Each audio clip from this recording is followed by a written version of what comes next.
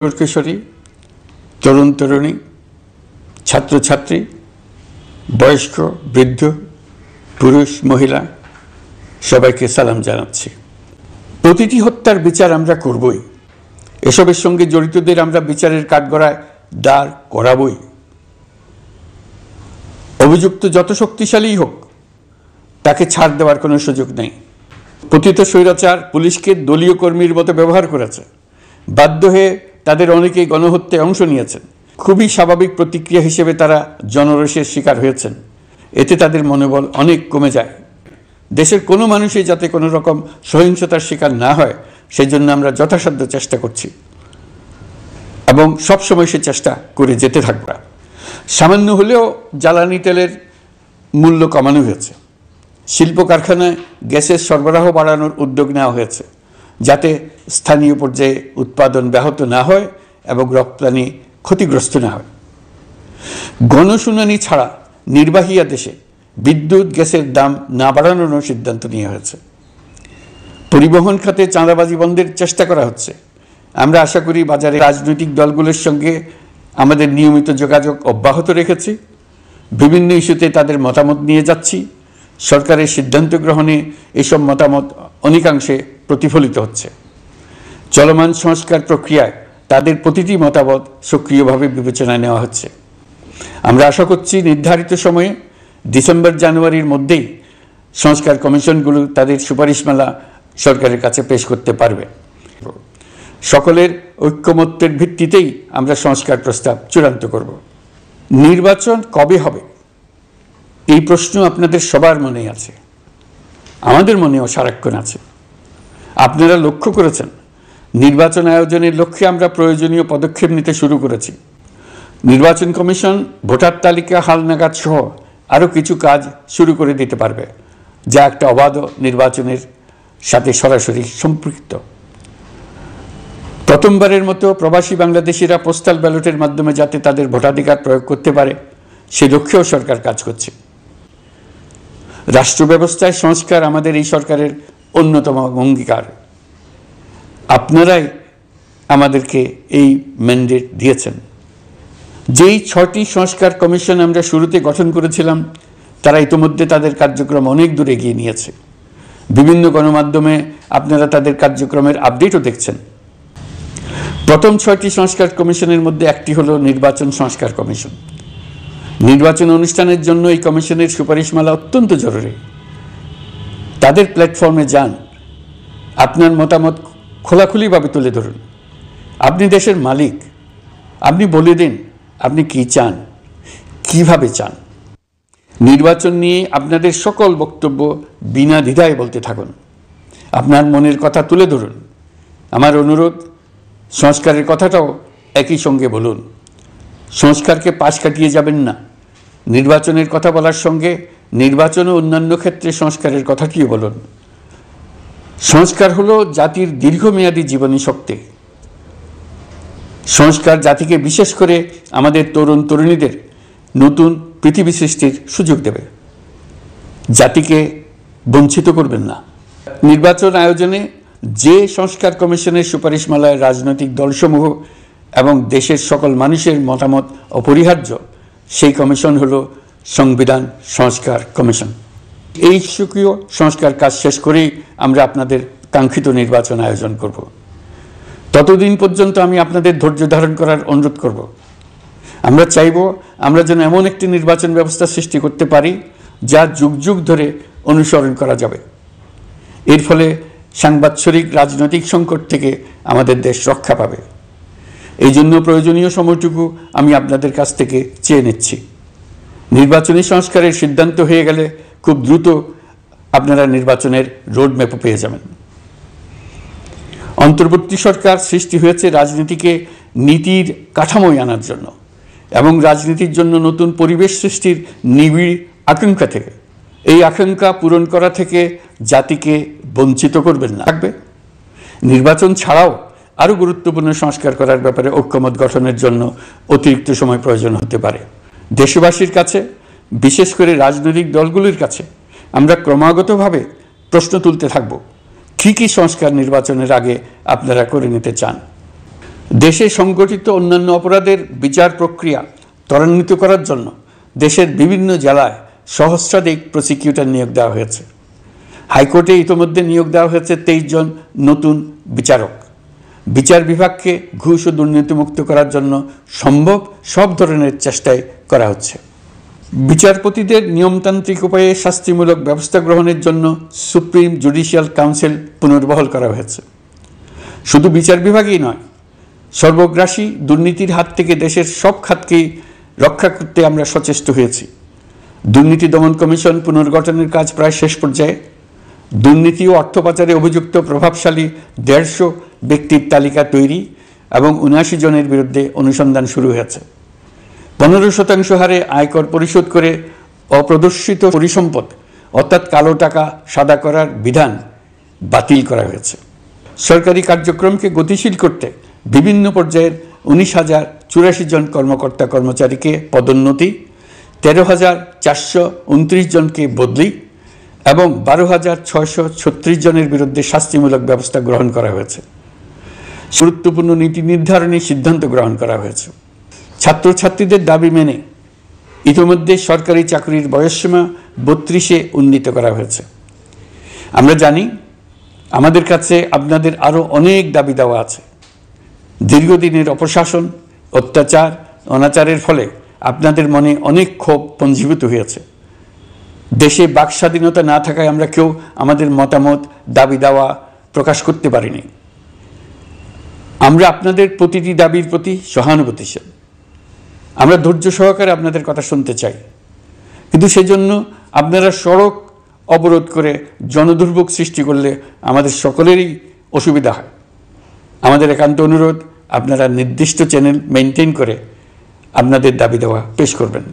আমাদের বৃহৎ রপ্তানি পণ্য গার্মেন্টস শিল্পে গত কিছুদিন ব্যাপক অস্থিরতা বিরাজ করছে। ফ্যাসিস্ট সরকারের সুবিধাভোগী বেশ কিছু গার্মেন্টস মালিক পালিয়ে যাওয়ায় শ্রমিকদের বেতন ভাতা নিয়ে অনিশ্চয়তা তৈরি হয়েছে ছিল।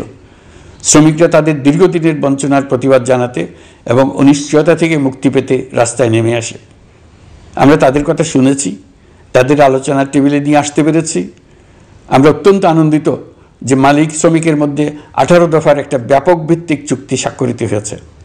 বড় ধরনের কোনো সহিংসতা ছাড়াই আমরা শ্রমিক অসন্তোষ নিরসন করতে পেরেছি। তারা আবার উৎপাদনে ফিরেছে। এতে প্রাণ ফিরে পেয়েছে বাংলাদেশের রপ্তানিমুখী এই শিল্প। নানা প্রতিকূলতা সত্ত্বেও অক্টোবর মাসে আমাদের রপ্তানিতে প্রবৃদ্ধি হয়েছে প্রায় 21%। আমরা যখন কাজ শুরু করেছি দেশের অর্থনীতি ছিল বিপর্যস্ত। বৈদেশিক মুদ্রার রিজার্ভ ছিল তলানিতে। আসার কথা, এই রিজার্ভ পরিস্থিতি এখন উন্নতির পথে। গত 3 মাসে রিজার্ভে কোনো রকম হাত না দিয়েই আমরা প্রায় $2 বিলিয়ন বৈদেশিক ঋণ শোধ করতে পেরেছি। জ্বালানি তেল আমদানিতে পুঞ্জীভূত বকেয়ার পরিমাণ $478 মিলিয়ন হতে কমিয়ে $160 মিলিয়ন আনতে পেরেছি। অর্থনীতি পুনরুদ্ধারে আমরা সর্বাত্মক চেষ্টা চালিয়ে যাচ্ছি। বিশ্বব্যাংক, IMF সহ বিভিন্ন দাতা সংস্থা ইতিমধ্যে ঋণ ও অনুদান হিসেবে $8 বিলিয়ন দেওয়ার প্রতিশ্রুতি দিয়েছে, যা আমাদের ভঙ্গুর অর্থনীতিকে সচল করতে সক্ষম হবে। পতিত সরকার আমাদের জন্য যে ভঙ্গুর অর্থনৈতিক পরিস্থিতি রেখে গিয়েছে, তাতে রাজস্ব আদায়ে গতি আনতে হিমশিম খেতে হচ্ছে জাতীয় রাজস্ব বোর্ডকে। আগের অর্থ বছরের সংশোধিত বাজেটে বিপুল রাজস্ব ঘাটতি ছিল, যে কারণে এবার শুরু থেকেই রাজস্ব আদায়ের লক্ষ্যমাত্রা অনেক বেড়ে যায়। এর ফলে স্বৈরাচার পতনের পরবর্তী 3 মাসে 9.5% রাজস্ব বৃদ্ধির পরেও লক্ষ্যমাত্রার বিপরীতে 23%-এর বেশি ঘাটতি থেকে যায়। রাজস্ব আদায়ের গতি আনতে আমি এখন অনলাইনে আয়কর রিটার্ন জমা দিতে উৎসাহিত করছি। আন্তর্জাতিক সাহায্য সংস্থা, বিশ্বব্যাংক, IMF, UNDP ইত্যাদি প্রধানদের সঙ্গে আমার দীর্ঘ বৈঠক হয়েছে। তারাও বাংলাদেশকে নতুনভাবে এবং সর্বাত্মকভাবে সাহায্যের জন্য তাদের আগ্রহ ব্যক্ত করেছেন। চীনের পররাষ্ট্রমন্ত্রীর সঙ্গে একান্ত বৈঠকে চীনের পক্ষ থেকে যাবতীয় সাহায্যের আশ্বাস দিয়েছেন। বলা বাহুল্য, এখনও আমাদের বন্ধুদের কাছ থেকে যে সাহায্যের আয়োজন হয়েছে তা আসা শুরু করেনি। বন্ধু রাষ্ট্রগুলো শুধু যে আমাদের বড় বড় অঙ্কের সাহায্য দিয়ে আসছে তাই নয়, তারা এই সাহায্য দ্রুততম সময়ে আসা শুরু করবে এই প্রতিশ্রুতিও আমাকে দিয়েছেন। এই সাহায্য আসা শুরু করলে আমাদের অর্থনীতি অত্যন্ত মজবুত এবং আকর্ষণীয় অর্থনীতিতে পরিণত হবে। বিদেশি বিনিয়োগকারীরাও নানা রকম বিনিয়োগে উৎসাহিত হয়ে এগিয়ে আসবে। বিনিয়োগকারীদের সঙ্গে এখন থেকে আমরা আলোচনা শুরু করে দিয়েছি। বিশ্বের রাষ্ট্রপুঞ্জের মজলিসে আমরা এখন সম্মানিত এবং প্রশংসিত দেশের অবস্থানে পৌঁছতে পেরেছি। এর কারণে পরাজিত শক্তি নানা কৌশল করেও তাদের দিকে দৃষ্টি আকর্ষণ করতে পারছে না। তারা নানা চেহারা নিয়ে আপনাদের প্রিয়পাত্র হওয়ার চেষ্টা করছে। পরাজিত শক্তির ষড়যন্ত্র থেকে নিজেকে মুক্ত রাখুন, দেশকে মুক্ত রাখুন। এই ব্যাপারে অনড় থাকুন। এমন কিছু করবেন না যা তাদেরকে উৎসাহিত করতে সাহায্য করে। তাদেরকে সকল দিক থেকে নিরাশ করুন। সেটা নিশ্চিত করতে পারলে আমাদের আর কোনো বিষয়ে সংশয় করার প্রয়োজন নেই। সরকারের পক্ষ থেকে আমি নিশ্চয়তা দিচ্ছি, সকল প্রকার সীমাবদ্ধতা সত্ত্বেও আমরা আপনাদেরকে একটা মজবুত অর্থনীতি দিয়ে যাব। ভবিষ্যতে চলার পথকে সহজগম্য করে যাব। নাগরিক অধিকারসমূহ নিশ্চিত করে যাব। বিপক্ষ শক্তি যত শক্তিশালী হোক, নাশকতা সব কিছু নস্যাৎ করার জন্য প্রস্তুত থাকুন। এবার যে মুক্তি আমরা অর্জন করেছি তা আমাদের কাছ থেকে কেউ যেন ছিনিয়ে নিতে না পারে, তার জন্য সর্বমুহূর্তে প্রস্তুত থাকুন। আপনারা জেনেছেন পতিত সরকার ও তার দোসররা প্রতি বছর দেশ থেকে 12 থেকে 15 বিলিয়ন ডলার পাচার করেছে। দুর্নীতি বিরোধী সংস্থা ট্রান্সপারেন্সি ইন্টারন্যাশনাল বাংলাদেশ সম্প্রতি এই তথ্য দিয়েছে। সচিব সহ বিশ্বের অনেক দেশের সরকার প্রধানের সঙ্গে আমার বৈঠক করার সুযোগ হয়। তারা স্বতঃস্ফূর্তভাবে আমাদের প্রতি সর্বাত্মক সহযোগিতা প্রদানের অঙ্গীকার ব্যক্ত করেছেন। নেপাল, মালদ্বীপ, পাকিস্তান সহ প্রতিবেশী দেশে ফিরে আসার পর এসব দেশের রাষ্ট্রদূত আছেন শতপ্রবৃত্ত হয়ে আমার সঙ্গে দেখা করে তাদের সরকার প্রধানদের অঙ্গীকার পুনর্ব্যক্ত করে গেছেন। তারা সম্পূর্ণ নতুনভাবে আমাদের জন্য সহায়তার নতুন ছক তৈরি করার কাজ শুরু করেছেন। ইউনিয়নের 27 জন রাষ্ট্রদূত একত্র হয়ে সরকারের সঙ্গে আলোচনায় বসেনি। দিল্লি থেকে এই বিশাল সংখ্যক রাষ্ট্রদূত একসঙ্গে বৈঠক করার জন্য কোনোদিন আসেনি। এবার এই কাজটি করার পেছনে আছে ইউরোপিয়ান ইউনিয়নের সমর্থন প্রকাশ করা এবং অর্থনৈতিক ক্ষেত্রে উচ্চ পর্যায়ের সহযোগিতা গড়ে তোলা। ইতিমধ্যে আমার সঙ্গে দেখা করেছেন সৌদি আরব, সংযুক্ত আরব আমিরাত, ব্রাজিল, তুরস্ক, রাশিয়া, ফিনল্যান্ড, সিঙ্গাপুর, লিবিয়া সহ অনেক দেশের রাষ্ট্রদূত। দ্বিপাক্ষিক নানা সহযোগিতা সহ বাণিজ্য বিনিয়োগ বৃদ্ধির আশ্বাস তারা দিয়েছেন। আমরা প্রবাসী বাংলাদেশিদেরও বেসরকারি খাতে বিনিয়োগ করার জন্য আহ্বান জানাচ্ছি।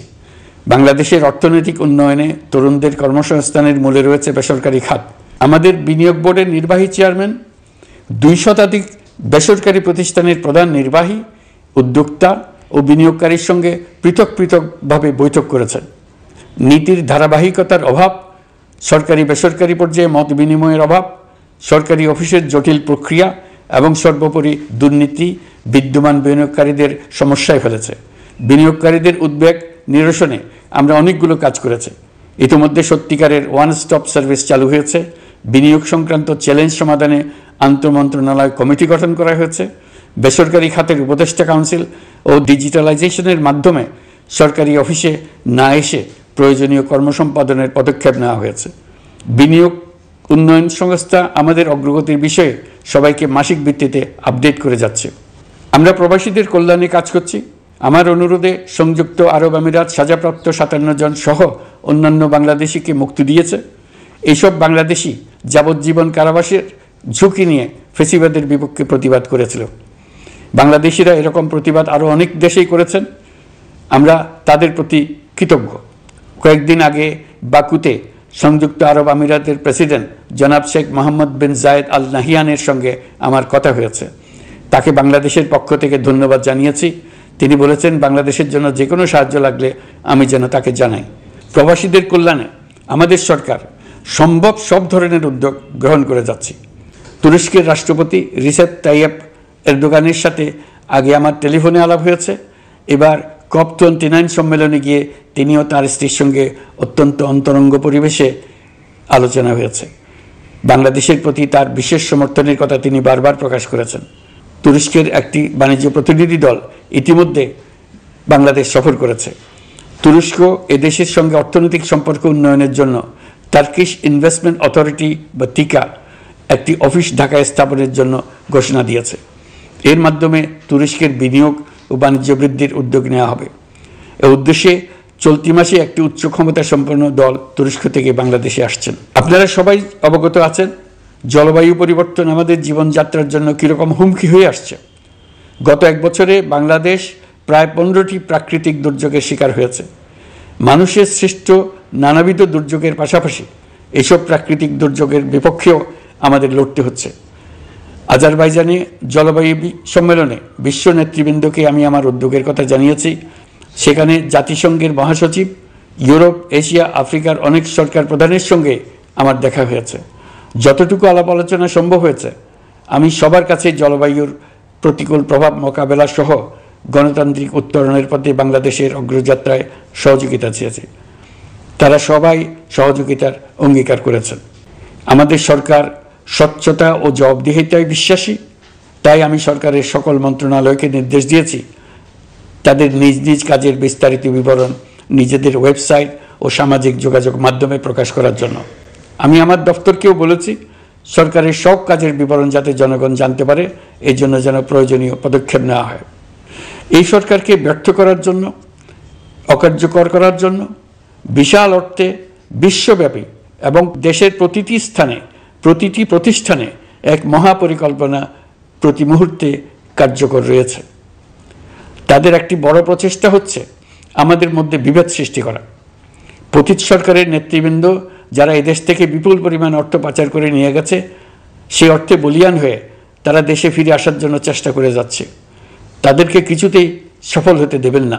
তারা সফল হওয়া মানে জাতির মৃত্যু, জাতি হিসেবে আমাদের অবসান। সাবধান থাকুন, তাদের সকল হীন প্রচেষ্টাকে আমাদের ঐক্যের মাধ্যমে নস্যাৎ করে দেন, যেভাবে নস্যাৎ করেছিলেন তাদের বন্দুকের গুলিকে। এ ব্যাপারে সবাই একমত থাকুন, ঐক্যবদ্ধ থাকুন। আপনারা সবাই ভালো থাকবেন। দেশের সকল শিশু, কিশোর কিশোরী, তরুণ তরুণী, ছাত্রছাত্রী, বয়স্ক, বৃদ্ধ, পুরুষ, মহিলা সবাইকে আমার সালাম জানাচ্ছি। আসসালামু আলাইকুম। মহান আল্লাহ আমাদের সহায় হন।